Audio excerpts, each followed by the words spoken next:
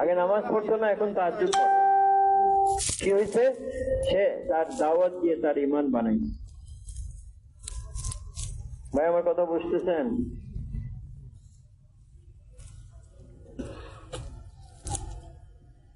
আজকে থেকে কারা কারা দাওয়াত দিবে?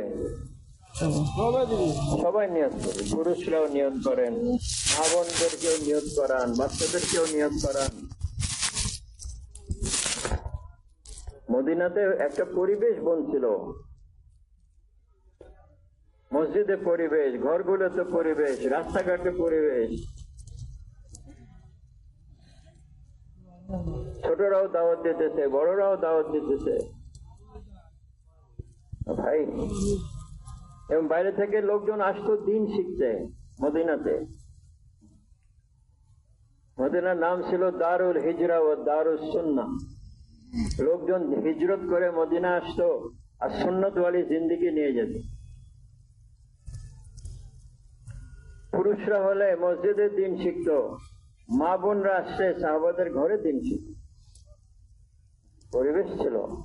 আজকে আমাদের বড়রা এটাই চাইতেছেন যে আমরা নিজে নিজের মহল্লায় পরিবেশ কায়েম করি। মসজিদের ভিতরে আমাল, ঘরেও আমাল। মসজিদে দাওয়াত, ঘরে দাওয়াত। মসজিদে তালিম, ঘরে তালিম। মসজিদে জিকির আর ইবাদত, ঘরগুলোতে জিকির আর ইবাদত। মসজিদে জামাত আসতেছে যাইতেছে, ঘরগুলোতে মাসতুরাতের জামাত আসতেছে যাই। এই পরিবেশ বানাইতে হবে আমাদের।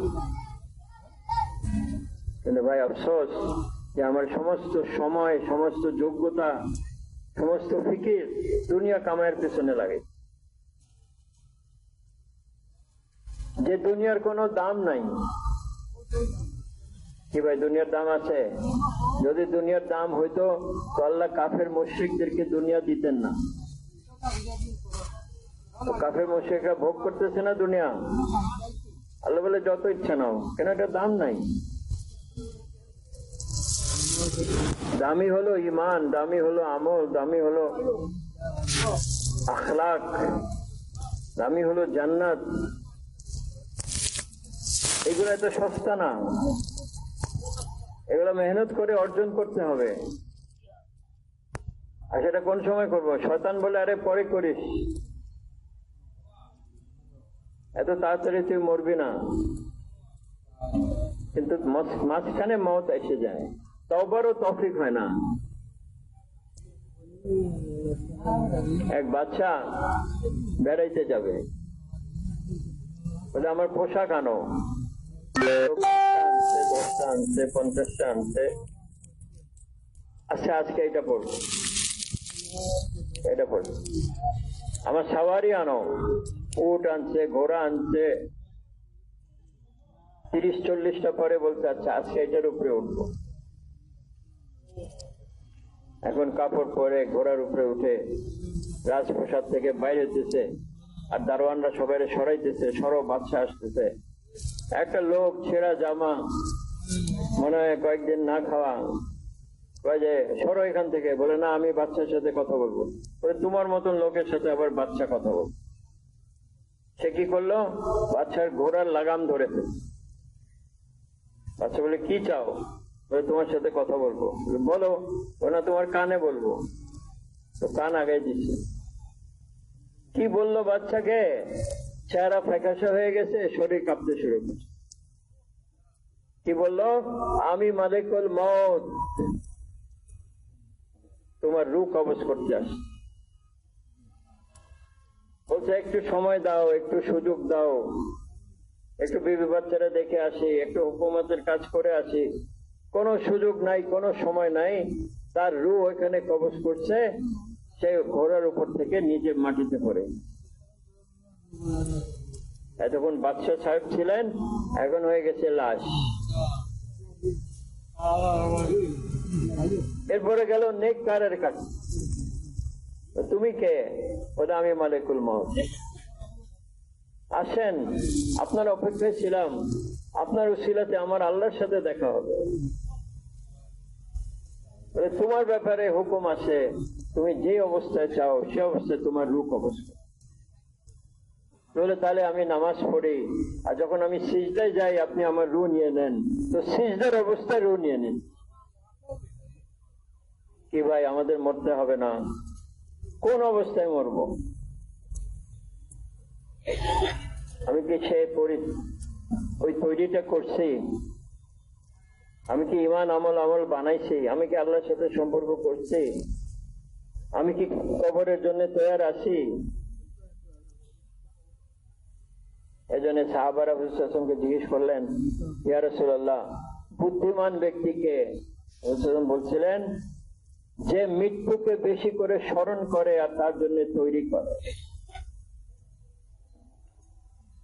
ভাই আজকে তো মৃত্যুরে ভুলাই রাখছি, আর তৈরি তো অনেক দূরের কথা।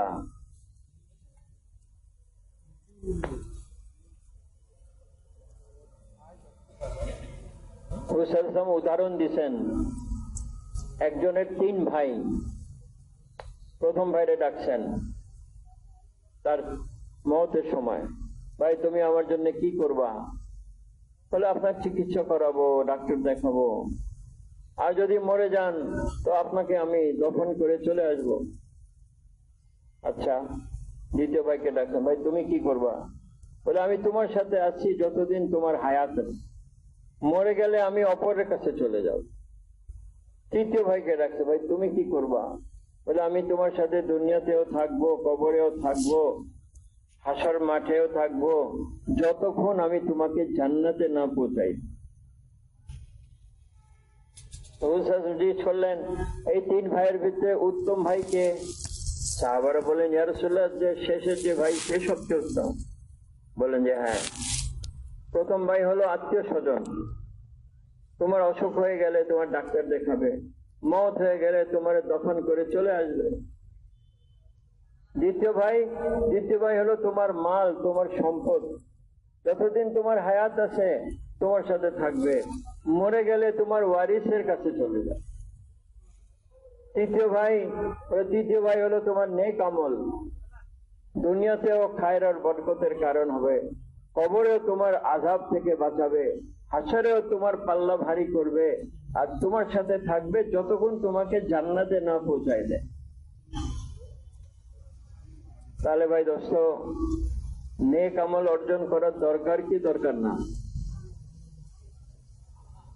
বলে যখন মানুষকে যখন কবরে শোয়ানো হবে, তো নেক আমল তাদের চারদিকে ঘিরে নেবে। নামাজ একদিকে, রোজা একদিকে, হজ একদিকে, যাকাত একদিকে, কোরআন তেলাওয়াত একদিকে। যে দিক দিয়ে কবর আযাব আসার চেষ্টা করবে, বলবে না না এখান থেকে আসতে পারবে না, সে নামাজ পড়তো। এদিক থেকে আসতে পারবে না, সে কোরআন পড়তো। ওই দিক থেকে আসতে, তার নেক আমল তাকে কবরে হেফাজত করবে। আর বদকারকে যখন কবরে রাখা হবে, কবর তাকে 2 দিক দিয়ে এরকম চাপ দিবে যে এক পাঁজরের হাড্ডি আরেক পাঁজরের ভিতরে ঢুকে যাবে, এবং কবরে আগুন দিয়ে দেওয়া হবে, কবরে সাপ ছেড়ে দেওয়া হবে। ভাই তো বুদ্ধিমান যে নেক আমল অর্জন করবে, আর সেটা মরার পরে না, আজকে এখান থেকে আরম্ভ করতে হবে।